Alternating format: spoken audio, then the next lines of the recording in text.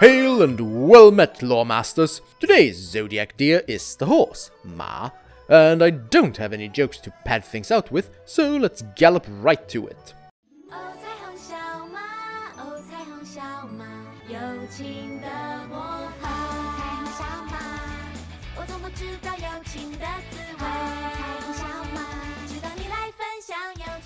The input for Ma in 说文解字 reads as follows. Ma, 怒也, 无也, horse, mighty, bold. I'm taking a bit of freedom with the oversetting here, but not by a lot. Nu means wrath or anger, but also might or strength, which grows in one's wrath. Just ask the Hulk. And Wu means war or weapon, but also bold and daring, like a warrior. Horses are doughty deer and were ridden into battle ever since they were brought to China.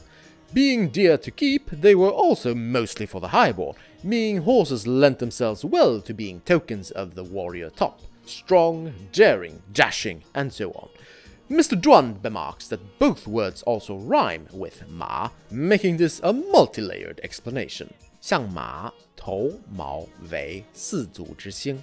The likeness of a horse's head, mane, tail, and four legs. The head is written like an eye, mu, because the eyes are the windows to the soul, and as any horse girl or brony will tell you, horses also have souls. The lines coming out of the head is the horse's mane, and these four lines are the body and legs, with the tail raised behind it, a striking likeness of a running horse with its mane and tail fluttering in the wind. 莫下切. Xia looks like a strange choice for showing how the other half of Ma ought to be read out loud. But in Middle Chinese, Xia was read as Ha. Also formerly, Xia had two readings, which would have given Xia and Xia in modern Mandarin. Thus, if we instead read the Fan Qie as Mo Ha Qie, we end up with a flawless match for Ma, Ma, Gu Wen, Ma, Zhou Wen. Two four-old characters. The first is an old character, Gu Wen, while the other is a Zhou writing character, or Zhou Wen. The Zhou Wen or Zhou writings are a bit of a riddle, since the book they were originally published in has now been lost, but most likely they were some form of Qin-era seal script.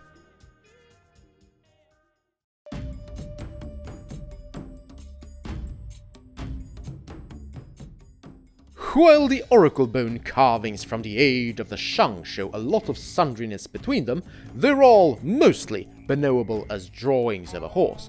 We see the head, later switched out for an eye, the flowing mane, the body, and two legs instead of the four we have in the seal, as well as a bushy tail. Even when the oracle bone carvings start to become more shortened down, the key elements linger. Note that in some of these we can already see the beginnings of Xu Shen's old writing form. The bronzeware carvings from the Zhou era look much the same as some of the shortened down oracle bone carvings, but we can already now see the shadow of the later seal writing form, which would bitwise become more widespread over the centuries. And toward the end of the age, the eye and mane had largely melded together. The character horse, as seen in the true bamboo slips from the Warring States, come in two main forms. The first look quite a lot like Xu Shen's Zhou writing character. While the other form is highly shortened down, we still see the eye and the mane, but the whole lower half of the horse has been wended into two breathwise strokes, as if the horse was galloping too fast for us to see anything but a blur. The Qin-era form looks a little blockier than the Warring States shape, with the horse's legs jutting out from underneath the eye, making it look almost like a bronze 3-foot cauldron. This is clearly a downgrade from the true form. Yes, that includes the simplified form, thank you very much. Those are but the forms seen on the Qin bamboo slips, however. This shape, as seen on the stone drums, which were raised in the Qin era, looks much closer to the large seal we see in the 说文解字. So much for one China One writing, eh, Zheng?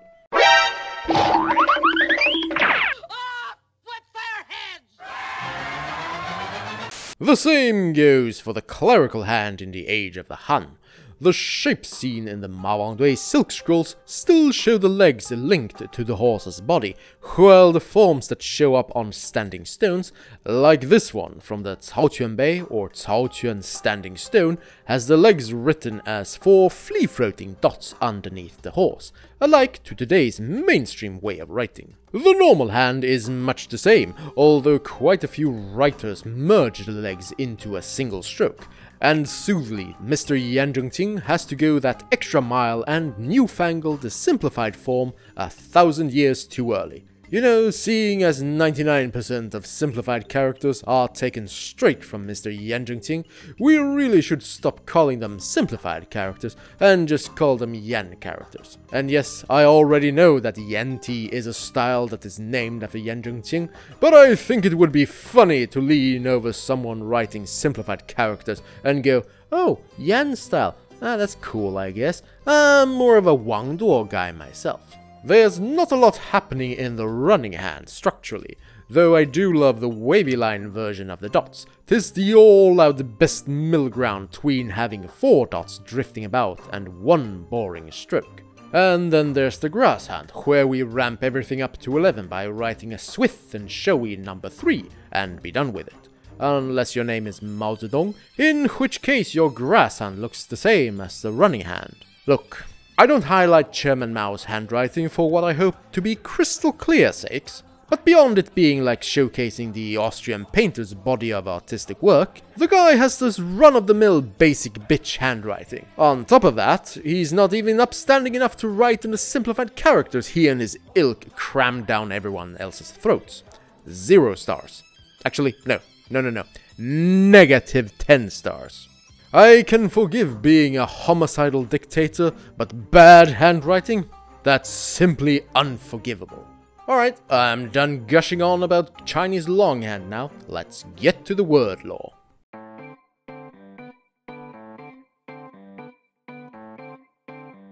So, when I was but a wee lorling learning Chinese at Lund University, the professor once told us about how Swedish playwright August Strindberg had at one point worked at the university bookhouse.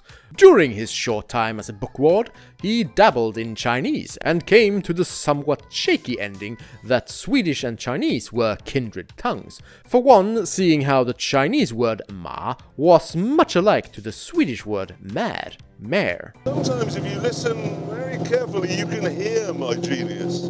Soothly a cockamamie thought, but many lawmasters do think that the word for horse in Sino-Tibetan languages comes from Proto-Indo-European markos, whence also Proto-Germanic marchas, which led to the English word mare, as well as the Swedish word mad. But the word can also be weighed against Mongolian mor and Manchu morin, as well as Japanese uma from earlier ma and Vietnamese ngua from Proto-Viet ng, which, as an aside, may be where the 7th earthly branch wu and its link with horses come from. I tell you man, it's horses all the way down. Nerd note!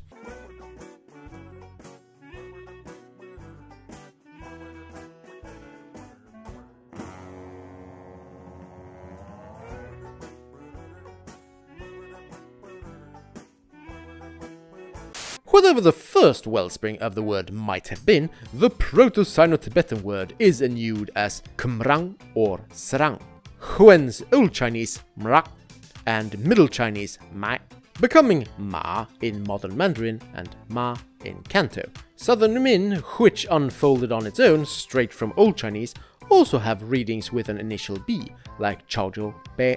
Through Chinese, the word was borrowed into Japanese as Ba, and Korean as ma, as well as into Vietnamese as ma.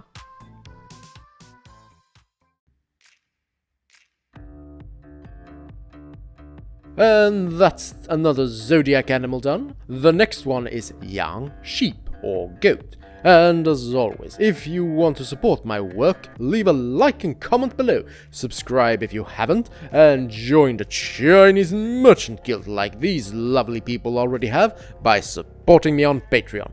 You're all truly wonderful. Until next time, Lawmasters.